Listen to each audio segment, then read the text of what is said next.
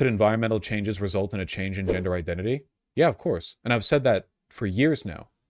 Is that bad? No, that's life. Environmental changes or environmental factors are a huge part of why I'm cisgender. Do you think if I was born out there in the forest, never met another man, never met another human, raised by wolves or whatever, that I would have an interest in heritage menswear, of wearing styling my hair the way I do, or living the way I do, or talking the way that I do? No. The fact that I'm cisgender is environmentally ordained. Trans people likewise, to an extent. Obviously, there's probably a genetic predisposition to it, but yeah. Vaush, there are physical differences in trans brains. Trans people don't change. I need you to understand, Brian does it, that you're a reactionary on this. Like, your position on this is a reactionary one. You're basically doing the like, well, we don't know why gay people are the way they are, but they're just like that and they were born that way. This is like 1990s progressivism. I don't say that shit. Environmental factors can make people gay or straight. I don't fucking care. Sure. Did you know there are differences on average between gay people and straight people? Yeah, but that doesn't change the fact that a lot of this is socially ordained. Your disgust with or interest in a given gender, presentation, whatever, heavily influenced by your environment, you know? Your brain doesn't change, but your understanding of things does. Well, your brain does change too over time, so, you know.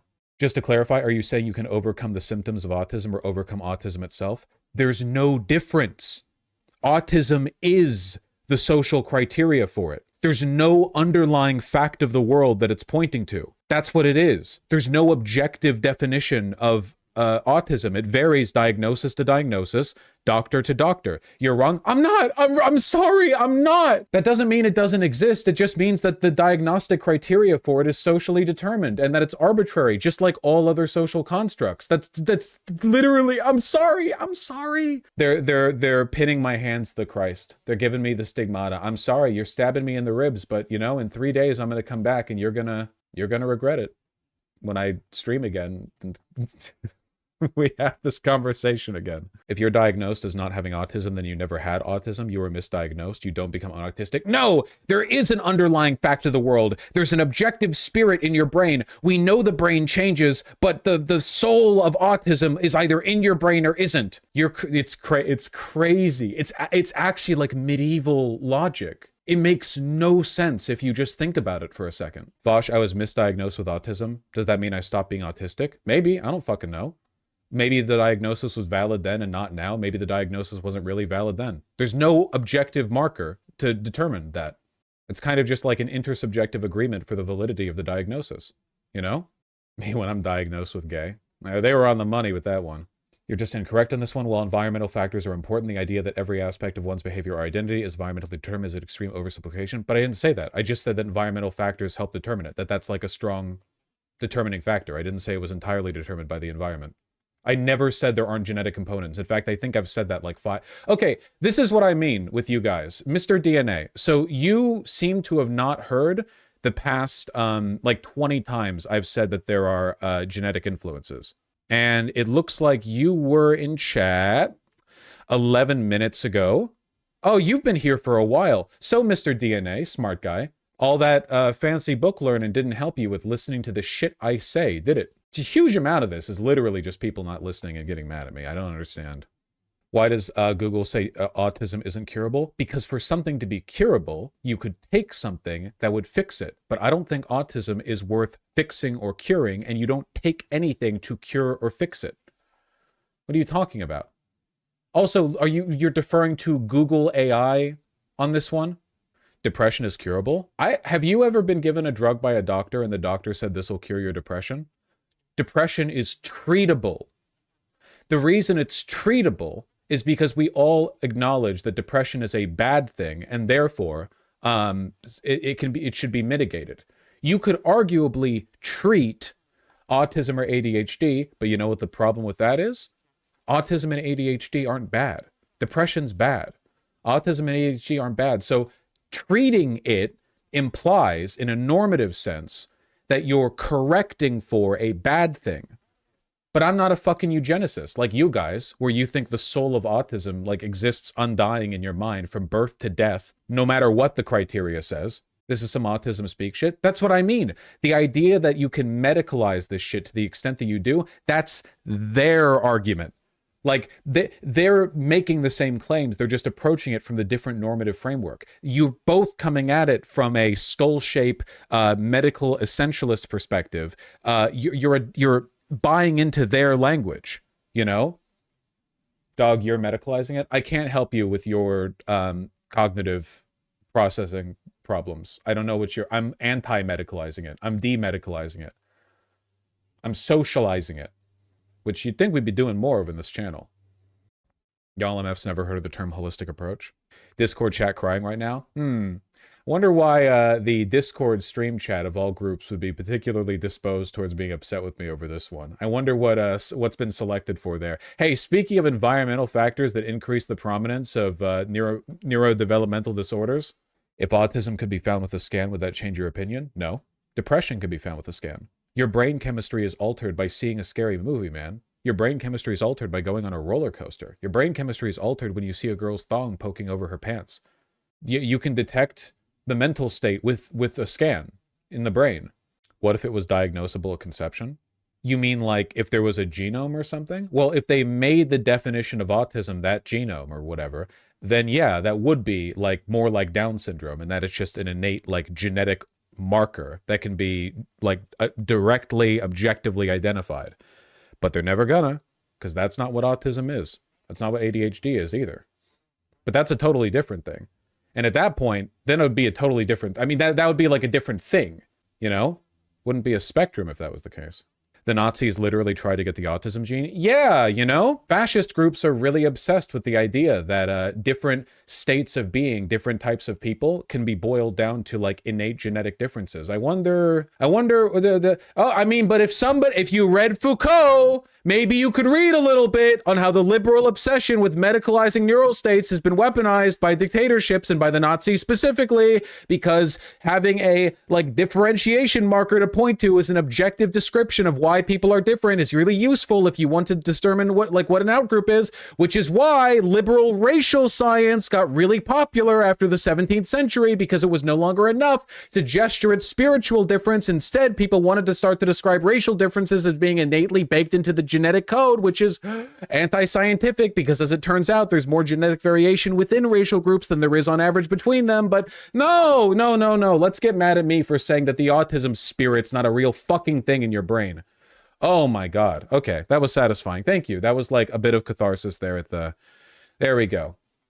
Read Foucault.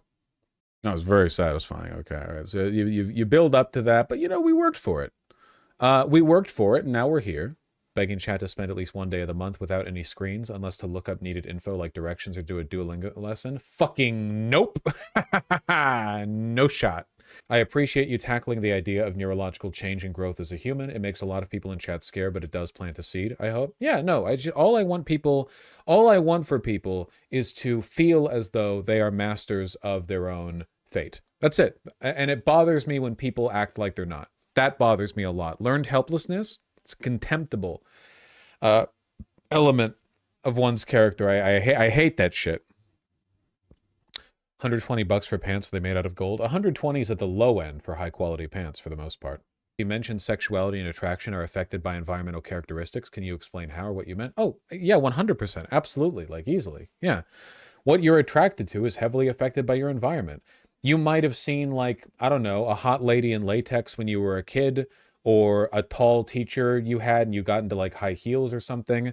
Your ability to find men sexually attractive might have a lot to do with whether or not sexual attraction to men has been stigmatized in you and people like you across society. You know, there are different like levels of bisexuality in different sectors of society across different age ranges.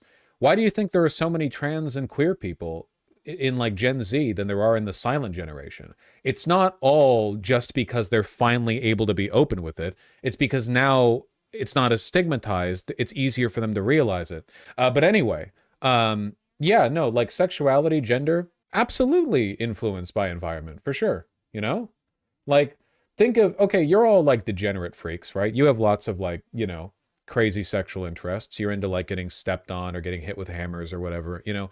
Do you think you'd have all those sexual interests if you were just raised in a forest and then finally for the first time in your life encountered another person? Probably not. Those sexual interests were developed over a life of complex social interactions that led you to stigmatize and fetishize and so on and so forth. Lots of stuff. Like, this is all well known. So yeah, sexuality, and that's not just kink, but like sexuality too, you know? And it's not just about early access to stuff kinda either. It can be at any stage in your life. People tend to talk up like the idea, you know, oh yeah, you see like a girl in high heels when you're 4 years old, your brain chemistry is overwritten or whatever. You can be into whatever, whenever. You can be, you know, bisexual at some point in your life, and then later on you're more like, actually, I think I'm just gay. My interest kind of varies. I hate the idea. I hate the idea that people get in their heads that their personalities and everything they associate with it are fixed. Autism, ADHD, their kinks, hobbies, interests, their sexuality, their gender identity, whatever. It's like, no, no, no, this is what I am. No, no, no, this is what you are now. You can be lots of things. You don't need to get it too up in your head. If you want to make something your personality, like you want to fix it in place, try to at least, then sure, if you want to. But that's your choice. People are scared by the impermanence of the self. Yep. Oh, yeah. You're Buttered Bread with the $5. First time chat. I have an actual degree in child psychology. You are simply 100% correct. You're pushing on chat's self-built walls, and that scares them. It's just, it looks like I'm sucking on something sour, but it's just it's my brain getting rewarded with you know, validation, my favorite thing. Thank you, Buttered Bread. Yum yum. Paid chatter. Well, yeah, I mean, in a sense, yes. It's because people not only medicalize their mental health, but also glamorize it to some extent. ASD and ADHD are social signifiers. That's why people self-diagnose. Yeah, and I don't have an issue with people self-diagnosing at all. Whatever. It's about gaining further understanding of yourself, you know? It's just about the impermeability of self, you know? I do think people should refrain from glamorizing stuff like that, because people get, you know, this is like a Tumblr, TikTok generation kind of thing. You know, you've got people with like onion hair or whatever, and they're like, here are 15 different medical terms that describe who I am. Yep. Why I'm like this? Well, it's because I've got this condition, this condition, this condition, this condition, this condition, and I wouldn't have it any other way. And it's like, man, I feel like you might be substituting a real personality for a fake one. It's content. Yeah, but there are people who live like this. What's onion hair? Like when they have the poof and the side cut. That's what I mean. Like with the whoop. You know, like, like that. Broccoli hair is better? Yeah, but no, that's a completely different thing. We're describing completely different things. That's broccoli? No, it's not. These are completely different things. You have no idea what you're talking about. Idiots. Yeah, like stone toss hair. I think everyone in chat thinks you're saying that everyone who is diagnosed with autism has the capacity to take measures to lose the diagnosis. No. It being socially, that would be like me saying your gender identity is socially influenceable, which is true. And then somebody else saying, oh, so you think that we should all convert trans people into cis people because you think it's all malleable. But that's not true. And it doesn't work that way. The fact that it's malleable doesn't mean that it's necessarily directable. Does that make sense? Like, to put it another way, having a fetish for latex, since we keep coming back to that, you people keep making me come back to that, you know, that's absolutely socially ascribed. But what would it take for a doctor to make you not have it? I don't know. Like, what, some Clockwork Orange shit? I don't know. I don't think there's a way. Like, we know that an interest like that is socially malleable, but it being malleable doesn't necessarily mean that you can just, like, guide it easily. Where the fuck does that come from? I want to be a horse. I don't know. Hit me. Which part of the head do you have to hit to make me not want to be a horse? A lot of your gender and sexuality is determined while the fetus is in the womb through hormonal influence. God, after you stream for too long, it just all falls to fucking pieces. Through hormonal influxes? Kind of, but there's a layer of separation. The hormonal waves that you get bathed in while you're in the womb influence a lot about your brain chemistry and how you develop, but it's kind of setting the stage for future developments, and the way those get affirmed, altered, changed, or whatever, there's a lot of complexity to it. There's a lot of complexity to it, you know? It's very complicated. There's more non-malleable factors going on than you think in what makes a person who they are. Yeah, I haven't said anything that's wrong. You might think I'm ascribing more influence from the environment than you think is warranted, but I stand by my position. I don't think everything is malleable. What do I do if I like being a man but hate some parts and also want to be a woman? I mean, I think they invented non-binary identity, but that's illegal now, or it's going to be illegal soon, so get it while you can, I guess. Autism rates literally only increased because milder cases are more likely diagnosed than they were before. I just don't believe that. I don't think that's true. I think that these are, you know, heavily influenceable through social, environmental factors. It's not a moral judgment. I was diagnosed with autism at like 4 years ago, thanks to help in schoolbook and very supporty bitins. I was diagnosed with autism at like 4 years age, thanks to help in schoolbook and very supporty bitins. You wouldn't know it today, and I always surprise new friends when it comes up. Whenever it comes up. Gonna have to say this probably has more to do with the AI autocorrect in Sweden than it does with your autism diagnosis. Either way, nice! You know, we all grow and change. It's good. I'm schizoaffective, full-time single dad who works. You can do it, homies. You can kick ass. Just do your best one day at a time. Flex your soul. True! No matter what. That's the most important part. I can vouch for your position because I too am 30 and ADHD and have experienced these positive personality changes. Yeah, just people change over time. I just want people to feel like the masters of their own fate, you know? People using autism diagnoses as a crutch is like incels blaming height and facial structure for their perceived problems. Okay, but and there's some truth to this, but I want to be clear. You can have autism and you can be short and ugly, and those can cause real issues. But it's always important to approach it with a positive mentality, right? Because lots of people do well despite being short or despite being ugly or whatever, or despite having autism. The important part is to blow with the reeds, to understand the flexibility of your identity and of yourself, and to work your best, to try your best to work hard and overcome whatever adversity you're currently experiencing. You know? Very, very important. Be the leaf. You have to be the leaf. I'm not the kind of guy who's going to go up to like an ugly short dude and be like, you're not ugly and short. That's fake.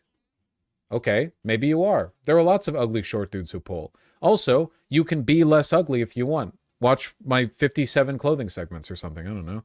Skincare. You know, usually people who say they're ugly aren't as ugly as they think they are. They just aren't. Like, I'll give you an example because I've been watching it. So it works as a good example. You know who I don't think anyone would consider them conventionally attractive in a vacuum? Like if you looked at them in a vacuum, you didn't know who they were, you had no idea this is the first time you're seeing this man, no one would say this is a conventionally attractive guy. Tony Soprano. Yet, you watch the show, he is unmistakably charismatic, charming, and I'm not going to lie, I'm on season 3 now. I'm never looking at this guy and thinking, you know, oh, he's ugly and fat. I'm just not. I'm never thinking that. Why? Confidence. Aura. I'm telling you. Confidence is key. No one looks good in a vacuum. That's fucking deadly, dude. That's true. Best actor ever. Yeah, Gandolfini carries it. What if I look like a mouse? It's not about being a husky guy, like being bulky like him. It's just about aura. I need another example. Okay, if you watch The Sopranos, something you notice about Tony, he's always smiling. He's always looking you in the eye. He's very direct with his body language. He leans in when he talks and when he listens. He's very charismatic in a particular kind of way. There are different ways you can be charismatic, but he conveys what the kids today call aura. A lot of confidence, a lot of energy. He's a normal-sized guy with a big presence. And that's conveyed even if you don't know who he is.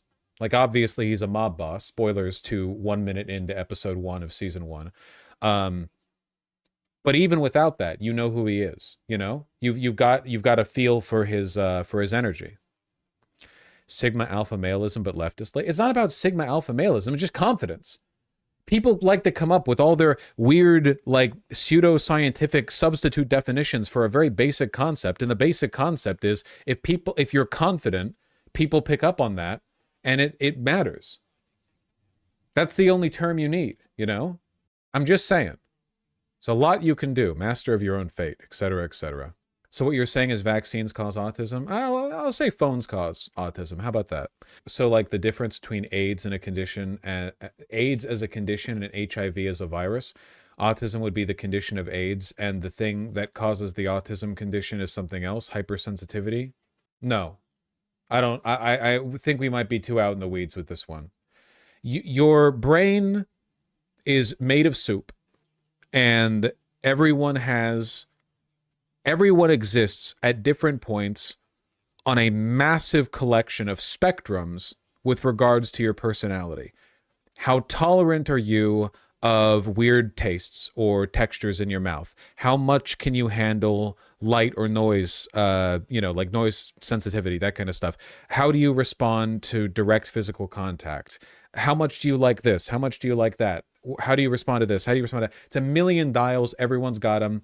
We have terms that we use to generally describe people for whom they are in certain positions in these sliders. But the sliders exist for everyone. And where we draw the line is arbitrary. And the sliders are moving. They move over time. It's millions of sliders that shift around as you live and experience new things. And we can't see the sliders directly. We can only see the influence they have on your behavior.